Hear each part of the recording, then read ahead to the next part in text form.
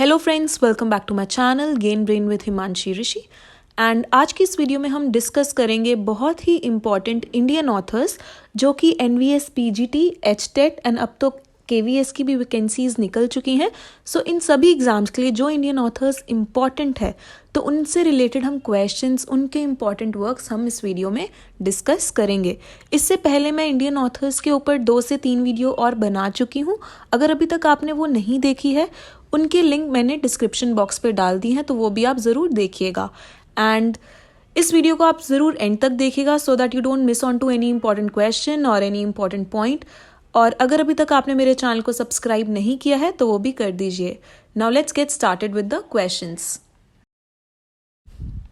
First question, for which work did Anita Desai get the साहित्य अकादमी award? हमें बताना है अनीता देसाई को कौन से वर्क के लिए साहित्य अकादमी अवार्ड मिला था। Let's see the options, fire and mountain, in custody, clear light of the day या फिर games at Twilight. So the correct answer is the A part, that is fire and mountain. और ये work Anita Desai का बहुत important work है जो कि publish हुआ था 1977 में, और इसके लिए इन्हें अवार्ड दिया गया था 1978 में, just after the 1 year of the book getting publish. तो इस बुक के 1 साल के बाद ही पब्लिश होने के इन्हें साहित्य अकादमी अवार्ड मिल गया था इन 1978। Next question, name the autobiographical novel of Anita Desai. हमें अनीता देसाई की ऑटोबायोग्राफिकल नॉवल बतानी है जिसमें उन्होंने अपनी बायोग्राफी खुद लिखी है, अपनी लाइफ के बारे में उन्होंने इस किताब में खुद लिखा है। तो हमें उस किताब का नाम बताना है, उस नॉवल का नाम बताना है, कौन सी है वो। So let's see the options, the zigzag way, in custody, clear light of the day या फिर bliss in anyway. The correct answer is the C part, that is clear light of the day. इनका ये बहुत ही important work है और इससे questions भी पूछे जाते हैं, और ये बहुत इम्पॉर्टेंट क्वेश्चन है अबाउट हर ऑटोबायोग्राफिकल नॉवल। और ये जो इनका नॉवल है clear light of the day, ये पब्लिश हुआ था 1980 में। हमारे कुछ बहुत ही एमिनेंट इंडियन राइटर्स हैं जो कि एनवीएस और केवीएस में सेम है ऑलमोस्ट, लाइक अनीता देसाई हो गया, खुशवंत सिंह हो गया, निज़म इज़िकिल हो गए, या फिर विक्रम सेठ हो गए, आर के नारायण हो गए। ये सारे बहुत इम्पॉर्टेंट वर्क्स हैं और इनसे बहुत क्वेश्चंस पूछे जाते हैं, और जो स्टूडेंट्स एचटेट की तैयारी कर रहे हैं उनके लिए बहुत इम्पॉर्टेंट है, क्योंकि एचटेट में ज़्यादातर, not only in HTET but KVS और एनवीएस के भी एग्ज़ाम में अगर देखा जाए ज़्यादातर क्वेश्चंस इंडियन राइटर्स से पूछे जाते हैं। तो जो हमारे एमिनेंट राइटर्स हैं एटलीस्ट उनके बारे में हमें बहुत अच्छे से पता होना चाहिए कि उनके क्या इम्पॉर्टेंट वर्क्स हैं और उन्हें कौन कौन से अवार्ड्स मिले हैं। Next question, name the first published novel of Anita Desai. हमें बताना है अनीता देसाई का फर्स्ट पब्लिश्ड नॉवल का नाम। सो let's see the options, cry the peacock, in custody, clear light of the day या फिर वॉइसेस इन द सिटी। इनका बहुत ही इम्पॉर्टेंट वर्क है जो इनका फर्स्ट पब्लिश्ड नॉवल है, और उस नॉवल का नाम है क्राई द पीकॉक, जो कि पब्लिश हुआ था इन 1963। Next question, name the Indian author who is best known for the portrayal of inner feelings of her female characters. ये बहुत इंपॉर्टेंट क्वेश्चन है, ये पहले भी एग्जाम में पूछा जा चुका है। कौन सा ऐसा इंडियन ऑथर है जो कि इनर फीलिंग्स दिखाता है अपनी फीमेल कैरेक्टर्स में।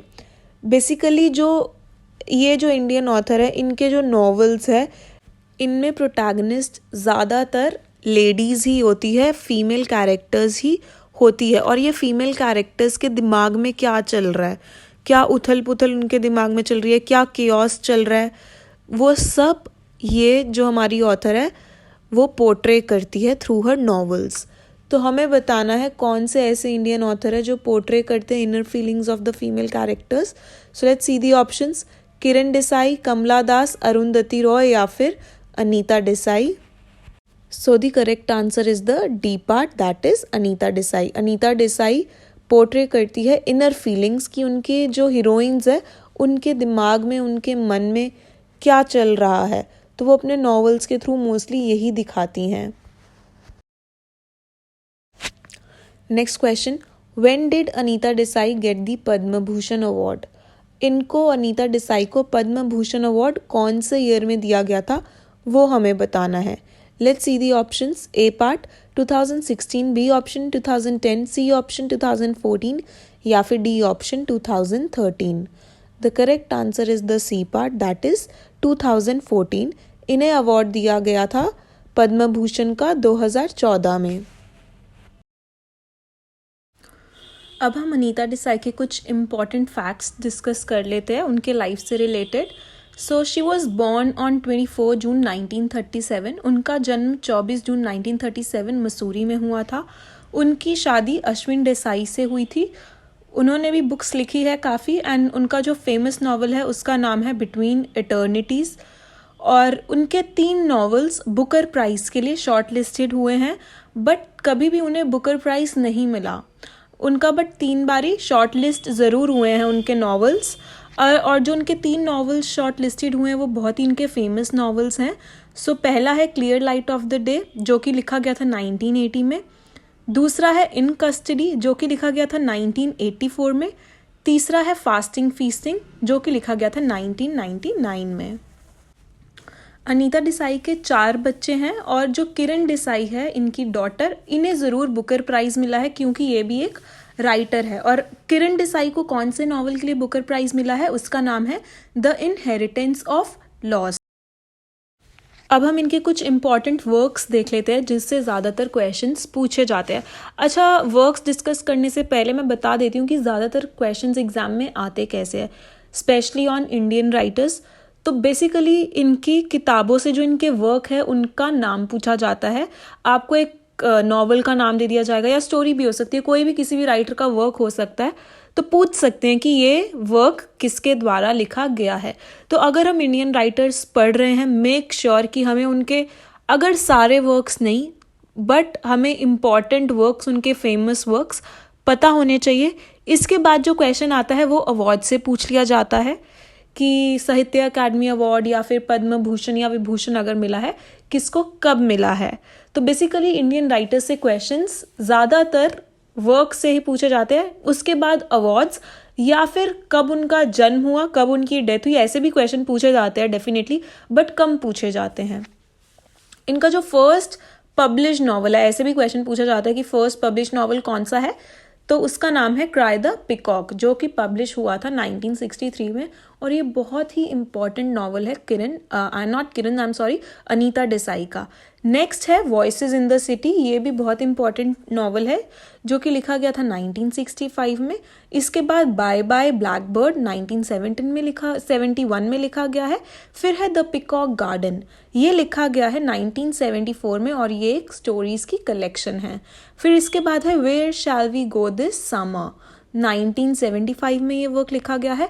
फायर ऑन माउंटेन, फायर और माउंटेन ने इनको बहुत फेमस बनाया है। इन्हें इंटरनेशनल जो फेम मिला है, मतलब जो बाहर की कंट्रीज़ में अनीता देसाई का नाम हुआ है, वो इसी नॉवल की वजह से हुआ है, फायर ऑन माउंटेन। और इसी अवार्ड के लिए इन्हें साहित्य अकादमी अवार्ड भी दिया गया है। तो ये बहुत इंपॉर्टेंट नॉवल है, इसकी डेट ज़रूर याद रखिएगा। Then the village by the sea, games at twilight, journey to Ithaca, diamond dust stories, the artist of disappearance. देखिए, ईयर्स बहुत कम पूछे जाते हैं कि ये नॉवल कौन से ईयर में पब्लिश हुआ, बट हाँ, जो इनके फेमस वर्क है, जो अभी हमने 3 बुकर प्राइज़ के लिए डिस्कस करे हैं, clear light of the day, fasting feasting और इन कस्टडी, और एक ये नॉवल फायर ऑन माउंटेन, इसकी डेट्स ज़रूर याद रखना कि ये कब पब्लिश हुई थी, और फर्स्ट नॉवल भी कब पब्लिश हुआ था, क्राई द पिकॉक की भी 1963 भी डेट ज़रूर याद रखिएगा। औरों की डेट्स याद रखने की ज़रूरत नहीं है, बट हाँ, हमें आइडिया होना चाहिए कि ये सारे वर्क्स अनीता देसाई द्वारा लिखे गए हैं। फिर इनका एक और कंप्लीट स्टोरीज़ का कलेक्शन है जो कि 2017 में हुआ था पब्लिश, और इनका मोस्ट लेटेस्ट वर्क है, मतलब इनका जो लेटेस्ट वर्क है वो 2017 में पब्लिश हुआ था, और वो एक स्टोरीज की कलेक्शन है। देन एक और वर्क है इनका जो फेमस है, सर्कस कैट कैलेट, 1957 में पब्लिश हुआ था, और ये स्टोरीज भी लिखती थी, तो इनकी कुछ इंपॉर्टेंट स्टोरीज भी देख लेते हैं। Tea with Maharani of anyway, grandmother, an examination, private tuition by mister Bose, ये इंपॉर्टेंट स्टोरी है इनकी, और द पिलग्रिमेज। तो ये सारी इनकी इंपॉर्टेंट स्टोरीज थी। तो बेसिकली जो अनीता देसाई ने और भी वर्क्स लिखे हैं डेफिनेटली, बट ये सारे इनके इंपॉर्टेंट वर्क्स हैं जिनसे ज़्यादातर क्वेश्चन पूछे जाते हैं। अब हम कुछ questions are K Narayan ji के डिस्कस कर लेते हैं, उनके इम्पॉर्टेंट वर्क्स, उनके बेसिक फैक्ट्स, और जो एग्जाम पॉइंट ऑफ व्यू से इम्पॉर्टेंट क्वेश्चंस है। So let's read the question. Malgudi, a fictional town in south India, was created by which author? बहुत ही इम्पॉर्टेंट क्वेश्चन है ये। मालगुडी एक फिक्शनल टाउन है, फिक्शनल मतलब इमेजिनरी, सच्ची का नहीं है ये टाउन, बट फिक्शनल टाउन है। तो हमें बताना है ये टाउन किसने क्रिएट किया है अपने नॉवेल्स में। सो let's see the option. I hope इसका आंसर सबको पता होगा, बट देखते हैं ऑप्शंस में क्या क्या है। खुशवंत सिंह, अनीता देसाई, आर के नारायण, या फिर कमला दास।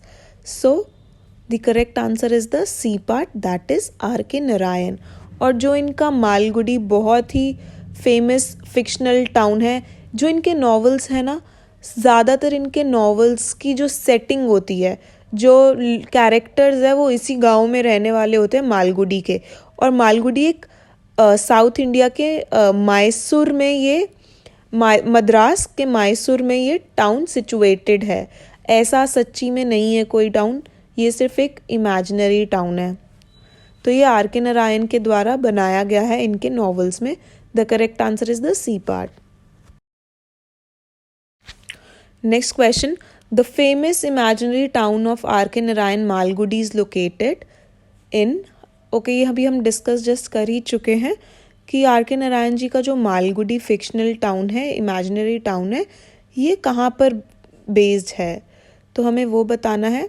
Late me tell you, this question is very very important. अभी जो NVS TGT का एग्ज़ाम हुआ था 4-5 दिन पहले, उसमें ये क्वेश्चन पूछा गया था कि जो मैसूर में टाउन है मालगुडी, वो किसके द्वारा बनाया गया है। तो अभी हमने इससे पहले क्वेश्चन में ही डिस्कस किया आर के नारायण ने। तो अब क्वेश्चन घुमा के पूछ सकते हैं कि आर के नारायण का जो टाउन है मालगुडी, वो कौन से शहर में है, कौन से जगह में लोकेटेड है, तो मैसूर। तो हमें क्वेश्चन को ध्यान में रखना है, क्योंकि घुमा फिरा के जो एग्जामिनर है पूछ सकता है किसी भी वे में। तो एग्ज़ाम पॉइंट ऑफ व्यू से ये बहुत इंपॉर्टेंट क्वेश्चन है। सो जो इस क्वेश्चन का आंसर है वो है D part, that is Mysore. Famous imaginary town कहाँ पर है? डी पार्ट, मैसूर में। Next question. What does the protagonist of the guide wants to become? R K Narayan का एक बहुत ही फेमस नॉवल है द गाइड करके। उसके अंदर जो प्रोटैगनिस्ट है, प्रोटैगनिस्ट का मतलब होता है हीरो।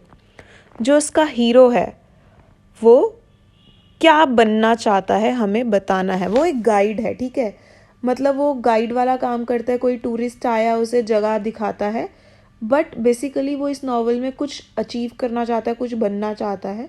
तो हमें बताना है कि वो क्या बनना चाहता है। और इस प्रोटैगनिस्ट का नाम है राजू। कई बार क्वेश्चन में पूछ लेते हैं कि प्रोटैगनिस्ट राजू कौन से नॉवल से बिलोंग करता है, या फिर द गाइड के हीरो का क्या नाम है, प्रोटैगनिस्ट का क्या नाम है? Raju. So let's see the options. He wants to become a businessman, या फिर B option rich man, martyr, या फिर नन ऑफ द अबव। पहले मार्टर का मतलब समझते हैं। मार्टर का मतलब होता है जो अपनी लाइफ को सैक्रिफाइस करना चाहता है, खुद को मार देना चाहता है किसी बहुत अच्छे काम के लिए। अब बहुत अच्छा काम वो कुछ भी हो सकता है, दूसरों की भलाई के लिए बेसिकली, या फिर अपने देश के लिए अपनी जान दे देना, तो उनको हम बोलते हैं मार्टर। कि अगर हम किसी भी अच्छे कार्य के लिए अपनी जान देने के लिए रेडी है। So the correct answer is the C part, that is martyr. जो ये गाइड होता है राजू, वो कुछ अच्छे काम के लिए अपनी जान देने के लिए रेडी होता है। So the correct answer is the C part, that is martyr. Next question पढ़ने से पहले let me just remind you, अगर आप मेरे चैनल पे न्यू हो या फिर अभी तक आपने सब्सक्राइब नहीं किया है तो प्लीज़ जल्दी से सब्सक्राइब कर दीजिए अगर आपको ये वीडियो पसंद आ रही है या फिर आप इसे यूज़फुल फाइंड कर रहे हैं। एंड अगर आप चाहते हैं कि मैं इस वीडियो का सेकंड पार्ट भी बनाऊं, बिकॉज इस पार्ट में हम मोस्ट इम्पॉर्टेंट 3 राइटर्स डिस्कस करेंगे, that is Anita Desai, R K Narayan and Khushwant Singh. अगर आप चाहते हैं कि इसका सेकंड पार्ट भी आए जिसके अंदर हम और एमिनेंट या फिर इम्पॉर्टेंट राइटर्स डिस्कस करें, लाइक इज़िकियल हो गए या फिर विक्रम सेठ, तो आप प्लीज़ कमेंट सेक्शन पे बताइएगा that you want part 2 of the video, तभी मैं इस वीडियो का सेकंड पार्ट भी लेकर आऊँगी। Now moving on to the 9th question, let's read it first. For which work did R K Narayan get Sahitya Akademi award? हमें बताना है कि आर के नारायण को साहित्य अकेडमी अवार्ड कौन से वर्क के लिए मिला था। Let's see the options, Swami and friends, the English teacher, C option the dark room या फिर डी द गाइड। ये सारे ही बहुत ही इम्पॉर्टेंट वर्क है आर के नारायण के, बट इन्हें साहित्य अकेडमी अवार्ड मिला था for his work the guide. ठीक है, इनका मोस्ट फेमस जो वर्क है वो है the guide, D part. Next question, Savitri is the heroine of which R K Narayan's novel? Savitri इनका बहुत ही फेमस कैरेक्टर है, हमें बताना है ये कौन से नॉवल की हीरोइन है।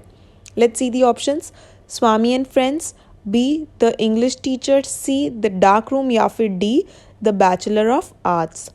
सो जो सावित्री है वो है नॉवल द डार्क रूम की प्रोटैगनिस्ट, द डार्क रूम की हीरोइन। और डार्क रूम बेसिकली क्या है, वो किचन है, कि कैसे सावित्री एक हाउस वाइफ है और एक वो किचन में बंद के रह जाती है, जो कि इंडियन फैमिलीज़ में मोस्टली हाउस होल्ड में जो वुमेन का कैरेक्टर पहले के टाइम में होता था, बिकॉज अब ऐसे नहीं होता है। तो पहले की टाइम की जो औरतें थी बस वो किचन में ही उनका सारा दिन निकल जाता था, और यही आर के नारायण दिखाना चाहते थे अपने नॉवेल्स के थ्रू, इस नॉवल के थ्रू द डार्क रूम के, कि कैसे शादी के बाद एक औरत का घर पूरा उसका किचन में ही रहता है। तो वो एक डार्क रूम से उन्होंने इसको रिलेट किया है मेटाफर के थ्रू। अब हम कुछ आर के नारायण जी के important facts life related discuss कर लेते हैं। सो इनका जन्म हुआ था 1906 में मद्रास में, और इनकी डेथ हुई थी 2001 में। और इन्हें साहित्य अकादमी अवार्ड मिला था इनके बहुत ही फेमस नॉवल के लिए, जिसका नाम था द गाइड, और ये पब्लिश हुआ था 1958 में। और बट इन्हें इस नॉवल के लिए जो साहित्य अकादमी अवार्ड मिला था वो मिला था 1960 में। और जो ये नॉवल है इनका द गाइड, ये 24 लैंग्वेजेस में भी ट्रांसलेट हो रखा है। तो आप लगा लीजिए इनका कितना ही ज़्यादा फेमस वर्क है ये द गाइड। तो इसकी पब्लिशिंग ईयर ज़रूर याद रखिएगा, और इसको साहित्य अकादमी अवार्ड मिला है कौन से ईयर में, ये भी याद रखिएगा। और जो इनका फर्स्ट नॉवल है बहुत इंपॉर्टेंट है, वो है स्वामी एंड फ्रेंड्स, और इन्हें पद्म भूषण अवार्ड भी मिला गया है, वो मिला है इन्हें 1964 में। और इन्हें जो पद्म विभूषण मिला है वो मिला है 2000 में। तो ये बहुत ही इंपॉर्टेंट इन्फॉर्मेशन है इनसे, इनकी लाइफ से रिलेटेड। अब हम डिस्कस कर लेते हैं आर के नारायण जी के कुछ इंपॉर्टेंट वर्क्स। सो अभी हमने डिस्कस किया स्वामी एंड फ्रेंड्स, इनका फर्स्ट पब्लिश्ड वर्क है, ये हुआ था पब्लिश 1935 में। बैचलर ऑफ आर्ट्स भी बहुत इंपॉर्टेंट वर्क है, ये पब्लिश हुआ था 1937 में। एक्चुअली ये सारे ही वर्क्स इनके बहुत ही इंपॉर्टेंट और बहुत ही फेमस है, तो इनका हो सके तो ज़रूर आप पब्लिश डेट ज़रूर याद रखने की कोशिश करना, अदरवाइज नाम तो आपको याद होने ही चाहिए नॉवल के। The dark room again very important novel 1938 में, और यहाँ पे डार्क रूम है वो बेसिकली किचन को इन्होंने बता रखा है कि कैसे औरतों के लिए जो किचन है वो एक डार्क रूम से कम नहीं होती। ठीक है, बहुत अच्छा नॉवल है ये। द इंग्लिश टीचर 1945 में, मिस्टर संपत 1949 में पब्लिश हुआ था, द फाइनेंशियल एक्सपर्ट 1952 में, and the vendor of sweets 1967 में इनका ये वर्क पब्लिश हुआ था।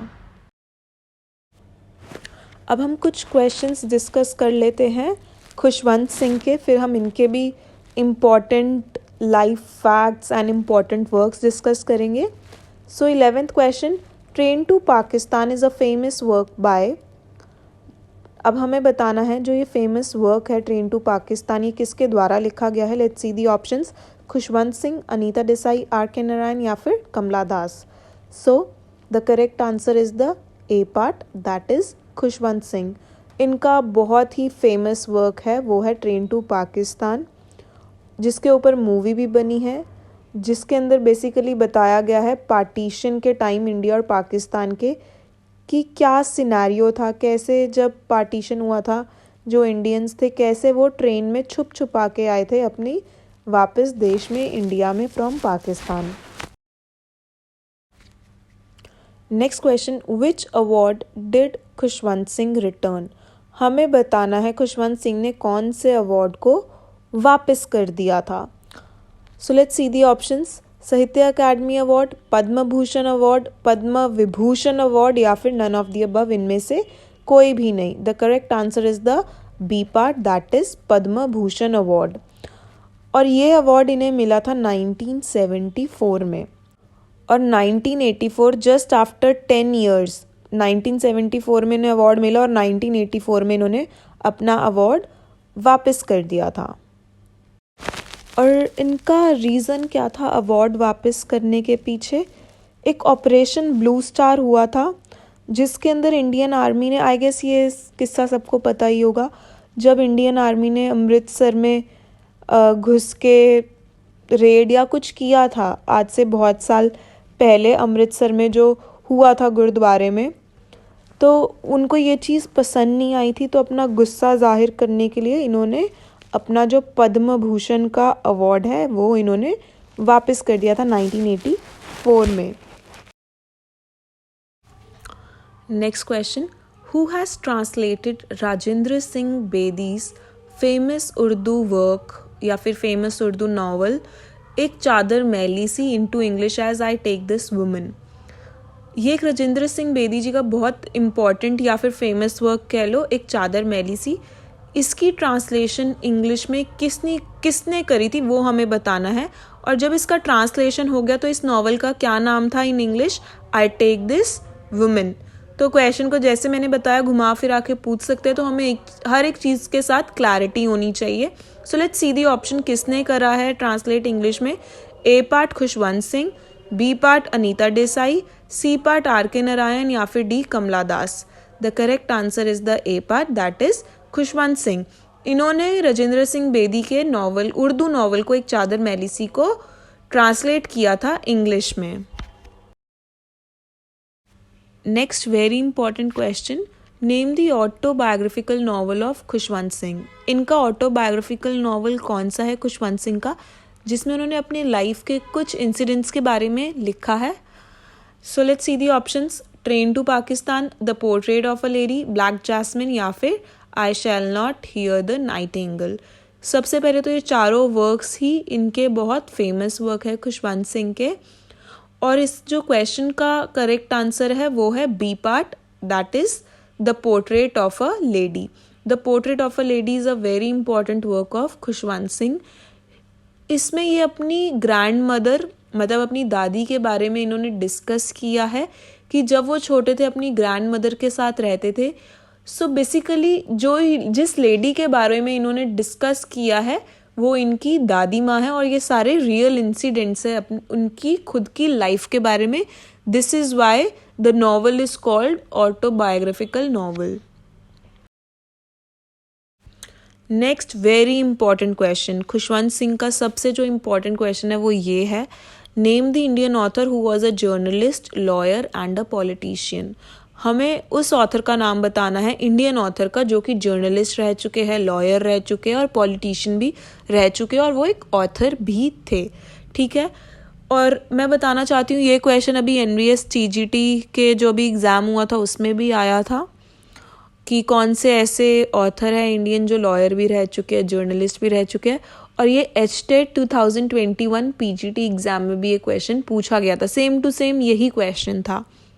सो let's see the options. Anita Desai, के एन दारूवाला, विक्रम सेठ या फिर Khushwant Singh. The correct answer is the D part, that is Khushwant Singh.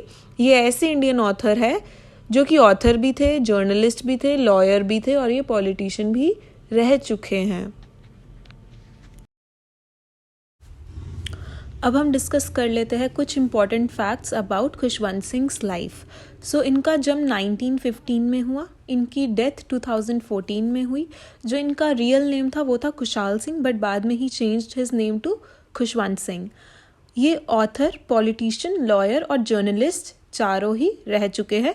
और ये बहुत इम्पॉर्टेंट पॉइंट है बिकॉज एग्ज़ाम में इससे क्वेश्चन बहुत आता है कि ऐसा कौन सा इंडियन ऑथर है जो पॉलिटिशियन, लॉयर और जर्नलिस्ट रह चुका है, तो वहाँ पे हमें मार्क करना होगा खुशवंत सिंह जी। ये एडिटर थे illustrated weekly in India magazine के। इन्हें पद्म भूषण अवार्ड मिला था 1974 में और इन्हें पद्म विभूषण अवार्ड मिला था 2007 में। And he was appointed as journalist in all India radio in 1951। तो ये सारी इनकी लाइफ से रिलेटेड कुछ इम्पॉर्टेंट इन्फॉर्मेशन थी। अब हम इनके कुछ इम्पॉर्टेंट वर्क्स डिस्कस कर लेते हैं। जो इनका फर्स्ट पब्लिश्ड नॉवल था वो था the mark of Vishnu and other stories, जो कि पब्लिश हुआ था 1950 में। ट्रेन टू पाकिस्तान इनकी बहुत ही इम्पॉर्टेंट पोएम है, इससे क्वेश्चन आता है। ये लास्ट टाइम या फिर लास्ट टू लास्ट टाइम ये एचटेट में पूछा गया था, ट्रेन टू पाकिस्तान किसके द्वारा लिखा गया है, तो ये लिखा गया है खुशवंत सिंह जी द्वारा। और इसका हमें पब्लिशिंग ईयर भी याद होना चाहिए, 1956, और इस पर एक मूवी भी बन चुकी है। गदर भी एक इनका इम्पॉर्टेंट नॉवल है जो कि पब्लिश हुआ था 1915 में। ब्लैक जैस्मिन हुआ था 1971 में publish. We Indians it was publish in 1993।